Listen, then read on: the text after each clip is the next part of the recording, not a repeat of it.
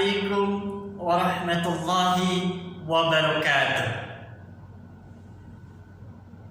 Alhamdulillah teman-teman yang soleh dan soleha, berjumpa kembali dengan Pak Indra Mulyana dalam pembelajaran pendidikan agama Islam.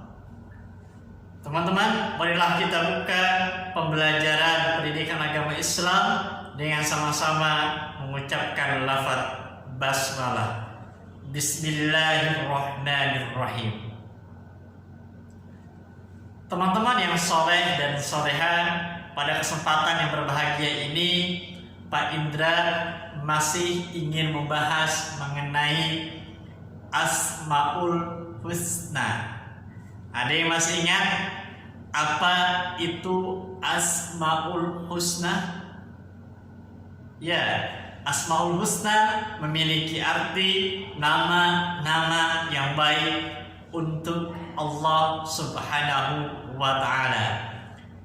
Asmaul Husna berjumlah 99. Nah, teman-teman yang soleh dan soleha, pada kesempatan yang berbahagia ini kita akan membahas sifat Asmaul Husna, yaitu Al-Basir. Artinya yaitu Allah Maha Melihat.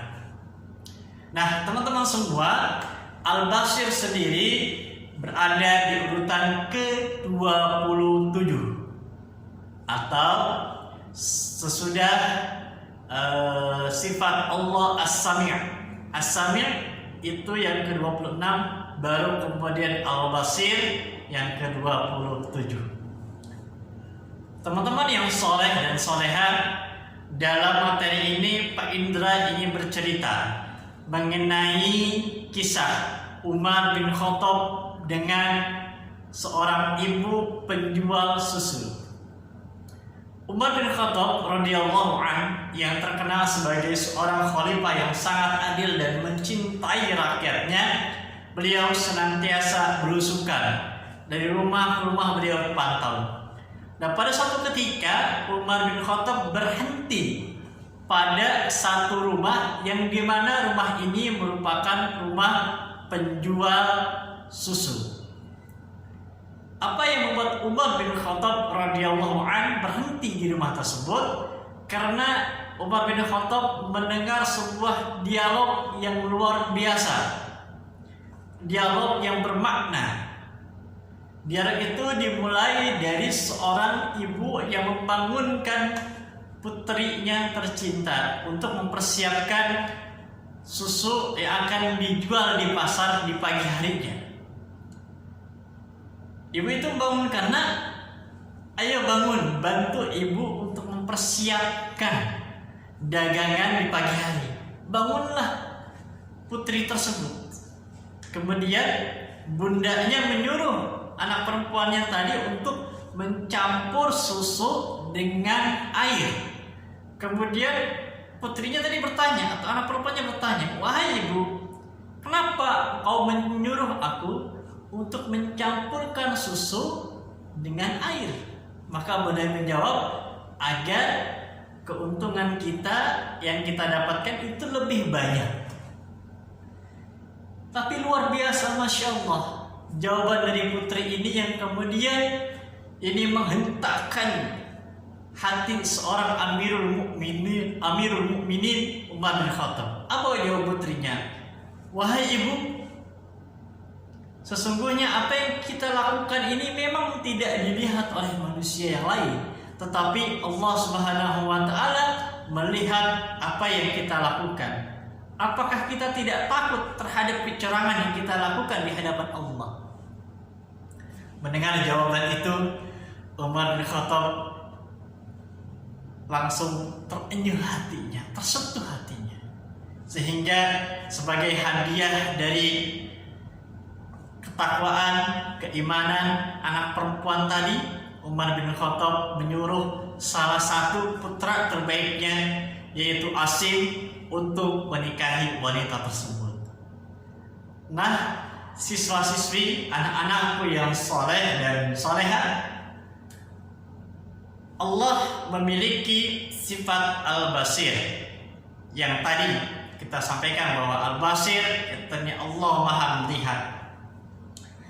Allah tidak pernah tidur sehingga Allah tahu apa yang dilakukan oleh manusia selama 24 jam.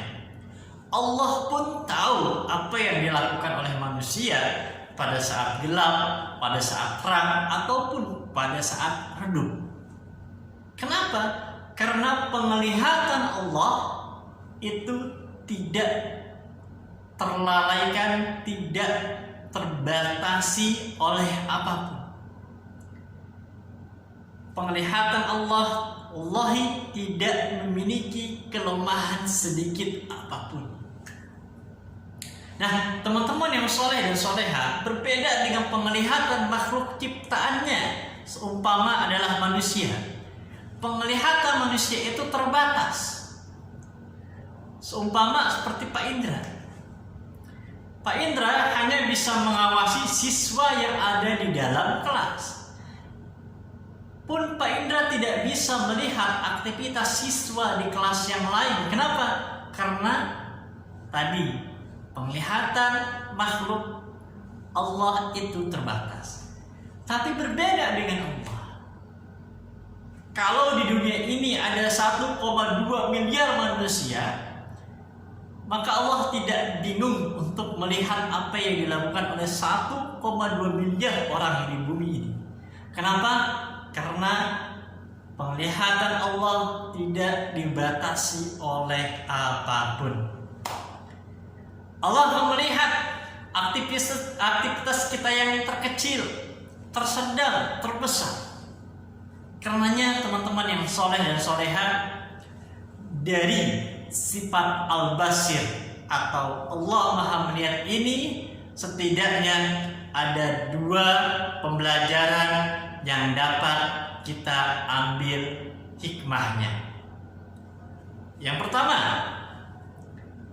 dengan adanya sifat Al-Basir membuat kita sebagai seorang muslim harus berhati-hati dalam melakukan sesuatu hal. Jangan sampai apa yang kita lakukan, apa yang kita perbuat, aktivitas yang kita ciptakan ini mengandung kemaksiatan dan dosa. Kenapa? Karena Allah melihat itu semuanya. Jangan sampai aktivitas yang kita lakukan membuat kita menjadi hina, membuat kita masuk ke dalam kemaksiatan. Sehingga jangan berpikir bahwa Allah kan kalau lagi malam nih, contoh lagi malam misalnya, Allah Maha melihat. Tapi kalau malam Allah kira-kira Maha melihat ya, sehingga kita berbuat sesuatu yang tidak baik, naudzubillah. Jadi ibrah yang pertama apa tadi teman-teman? Membuat kita berhati-hati dalam melakukan sesuatu hal. Pastikan ketika kita melakukan suatu hal, baik itu perbuatan atau aktivitas tersebut aktivitas yang berujung kepada ibadah kepada Allah Subhanahu wa ta'ala. Yang kedua, menumbuhkan sifat ihsan. Apa teman-teman? Ihsan. Ihsan itu seperti kita berbuat, Allah itu melihat kita. Jadi kita senantiasa merasa bahwa Allah itu selalu mengawasi kita. Ketika seorang muslim memiliki sifat ihsan dalam dirinya, maka dia tidak akan berani berbuat dosa kepada Allah Subhanahu wa ta'ala. Mudah-mudahan teman-teman yang soleh dan soleha, Allah mudahkan kita untuk senantiasa mengerjakan sesuatu yang baik, dan mudah-mudahan Allah anugerahkan sifat ihsan dalam diri kita sehingga kita bersemangat untuk berbuat kebaikan. Teman-teman yang soleh dan soleha, itu saja materi pada kesempatan yang berbahagia ini. Pak Indra mohon maaf apabila ada kesalahan dalam penyampaian. Yang benar datangnya dari Allah, yang salah datangnya dari diri pribadi.